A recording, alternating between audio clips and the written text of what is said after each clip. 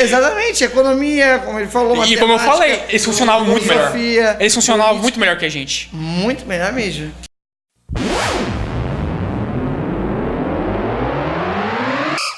Voltamos agora com um bate-papo sobre filosofia e história. É isso aí. Mas voltando à nossa conversa, estamos falando sobre essa... Fizemos uma boa análise, um bom apanhado do tempo passado na filosofia grega antiga. E comparando com hoje, que é uma coisa importante, tá? A história não pode seguir... ela não pode ser só cronológica, ela pode ser temática também. Exatamente. E continuando, pode continuar, por gentileza. Então, para finalizar sobre Platão, ele teve aquela ideia do mundo das ideias. Mas é interessante pensar nisso, porque foi a primeira vez que ele separou de alguma maneira muito rudimentar o objeto da definição. Exatamente. Então você tem as formas, ele fala que são perfeitas, incorruptíveis, por conta de serem, de alguma maneira, a definição. Eles dizem que as sombras, o mundo das sombras, que seria o mundo físico, ele também, acho que ele quis dividir também o mundo matemático, mas aí foi um engendramento. Ele tava puxando a sardinha pra matemática. Claro.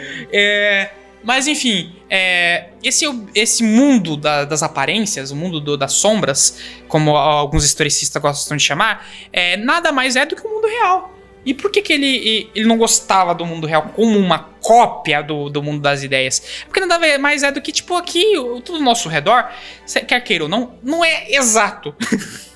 As definições podem ser exatas, o conceito ele pode ser exato, mas o mundo ele tende a ser, de alguma maneira, muitas questões serem relativas, ou até mesmo, no caso assim, quando a gente, por exemplo, eu quero cortar uma tábua perfeita. Vai existir uma imperfeição, uma tábua nunca vai ser exatamente igual a outra, por mais que você pegue um produto fabricado, vai ter micro imperfeições, então ele não gostava disso, porque o mundo, de alguma maneira, lá fora ele era imperfeito, relativo, sempre vai ter esse problema.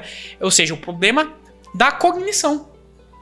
Porque no mundo lá fora a gente tem desavenças, a gente tem desinformações, e por isso que ele defendia a separação do mundo físico para o mundo das ideias, ou seja, o mundo das definições, o mundo dos conceitos. Essa parte desse mundo das ideias é um pensamento muito bacana, porque acho que a vivência dele deve ter se decepcionado com muita coisa, e ele imaginou um mundo de tudo, onde isso que nós vemos agora é uma sombra daquilo que existe de verdade. E para você entender melhor essa definição, conheça o mito da caverna, que ele reflete muito bem. Acho que o mito da caverna é do Sócrates, né? É do Sócrates. É do Sócrates. Não, desculpa, é do Platão. É do Platão, né? Do Platão, desculpa. Do Platão.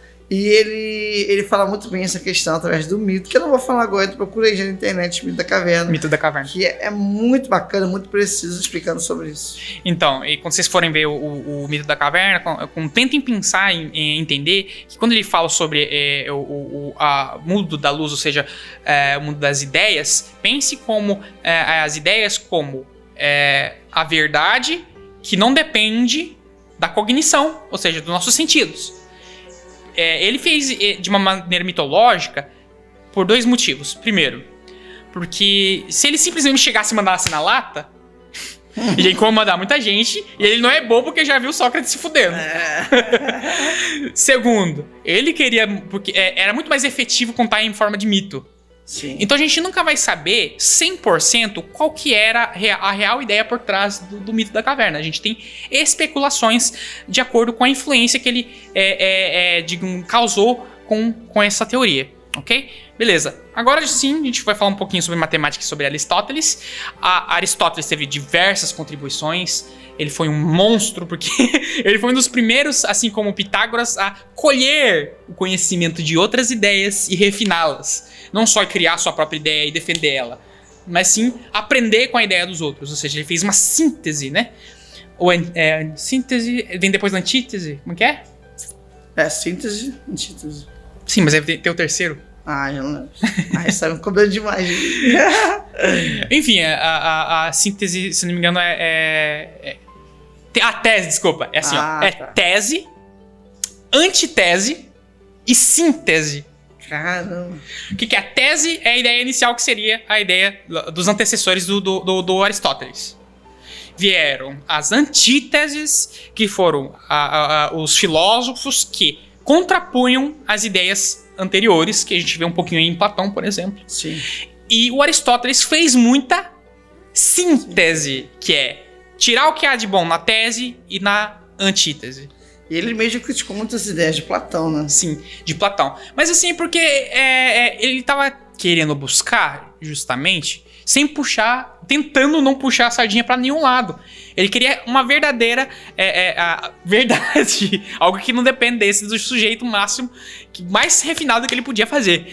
Então ele trouxe ideias metafísicas, políticas, de todas as áreas da filosofia que você pode imaginar. Sem falar que a metafísica vai influenciar totalmente a teologia católica na Idade Média e moderna. É a metafísica que a igreja vai usar para perseguir e para cercear os pensadores que começarem a se levantar com a ideia, em cima dessa ideia. Então ele vai usar a metafísica para perseguir, para matar, para torturar e principalmente para tentar sublimar a razão em função da fé. Continua, por favor. Aristóteles, o que ele queria, se você olhar de longe na obra dele? Claro, tem sempre a ideia de que quais são as verdades que não dependem do sujeito, mas no final das contas você consegue enxergar ali no meio, digamos assim, uma tentativa de legitimar o conhecimento e a razão como o melhor elemento que o ser humano pode investir, que o ser humano possui. Tanto que ele atribuiu a razão, acho que foi o primeiro que fez isso, a aquilo que é definido como a virtude do homem. O cavalo cavaleia, o sapo sapeia e o homem pensa. Certo? Então a virtude do homem, com a definição mesmo antiga de ser uma faculdade, ou seja, né, uma capacidade do homem, que define o homem, é a razão, certo?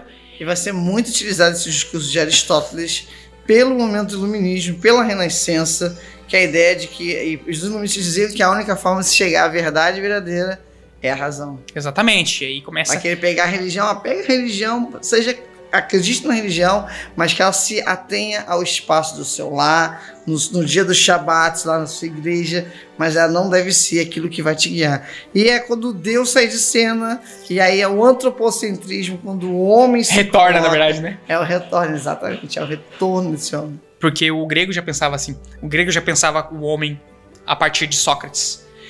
E aí, novamente, a gente tem o Aristóteles reforçando isso de uma maneira excelente, genial, valorizando o homem através da razão. Exatamente. E aí, da autonomia do homem, né? Da autonomia. Razão, né? E aí, finalmente, a gente tem a definição de virtude que a gente tem hoje.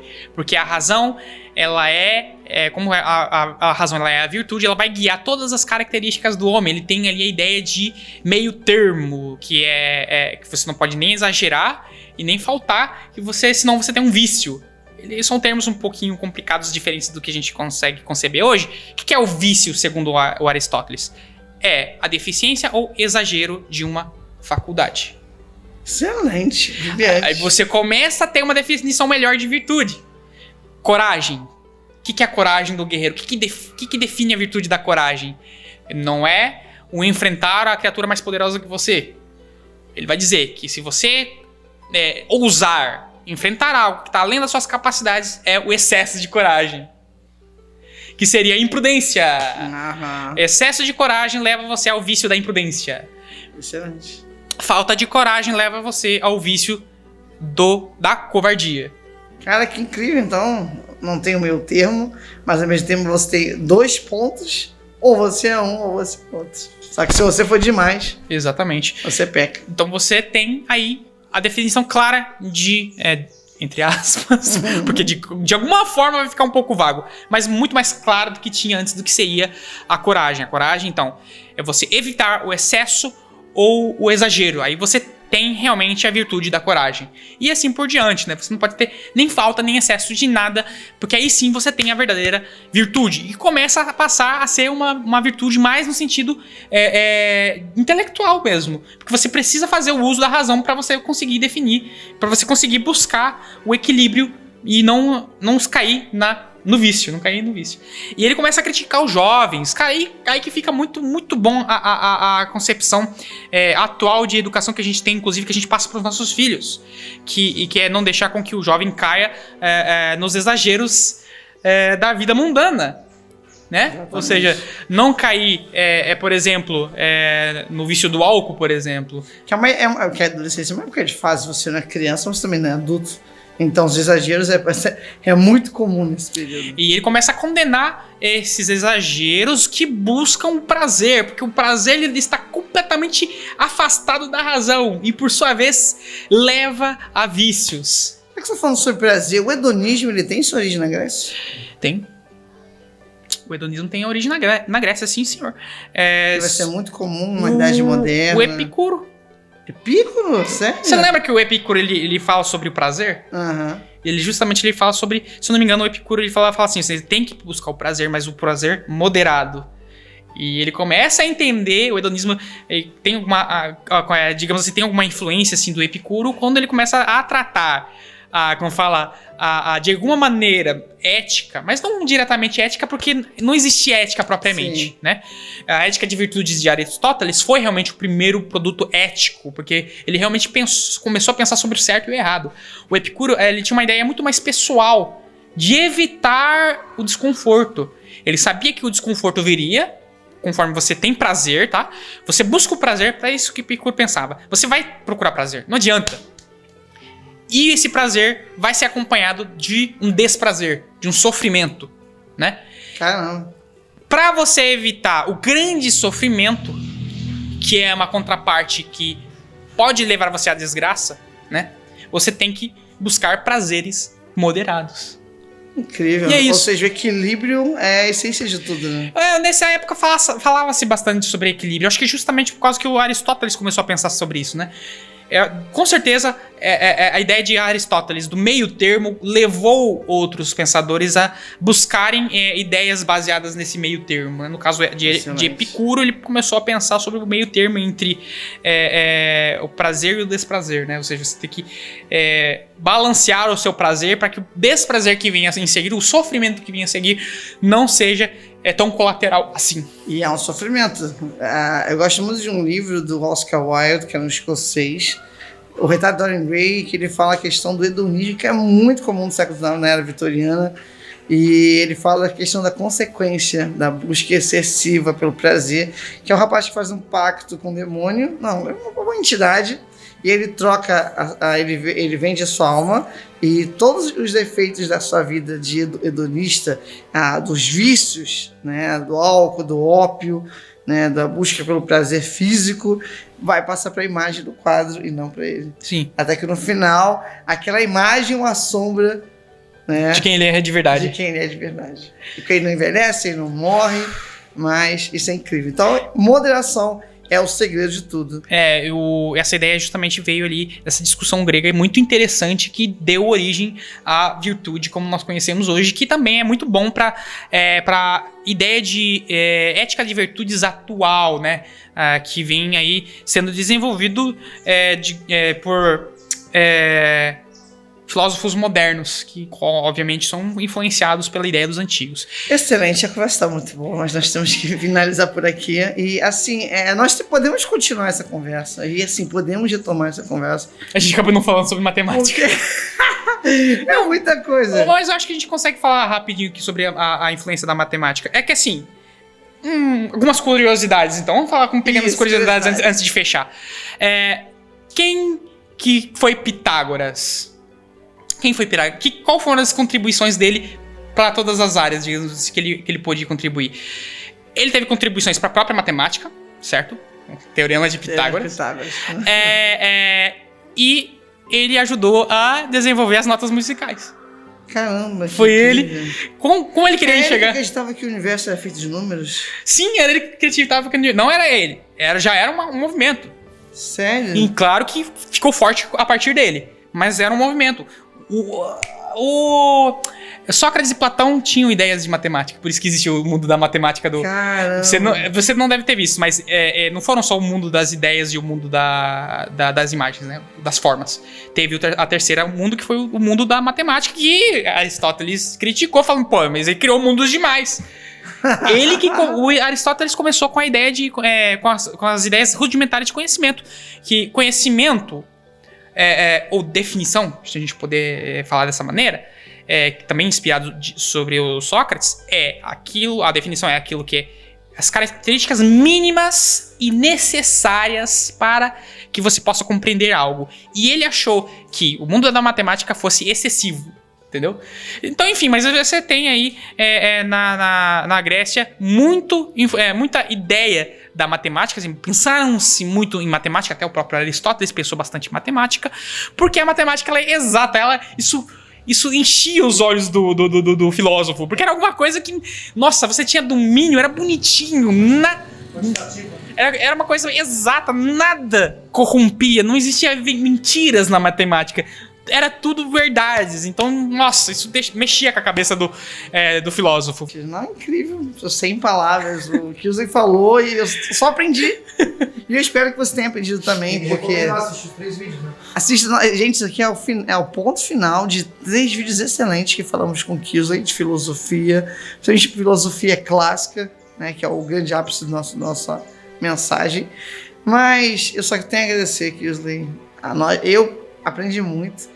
Eu tenho certeza que os nossos amigos de casa, lá no tablet, no celular, no smartphone, é claro, no seu notebook, no seu desktop, aprendeu muito também. E eu peço a você já colocar aqui nos comentários o que você gostou, o que você mais achou interessante, o que talvez você discorde. Coloque aqui embaixo e futuramente nós responderemos. Já não esqueça de se inscrever no canal, ativar as notificações, compartilhe com seus amigos. Talvez isso pode ajudar seu colega que tem aquela dúvida em filosofia clássica. Muito obrigado, desde já, muito obrigado, Kisley. Muito obrigado a todos vocês, nossos queridos bandeirantes, nossos queridos bravadores. E finalizamos com o meu famoso fim de transmissão. Valeu! Até mais! Falou.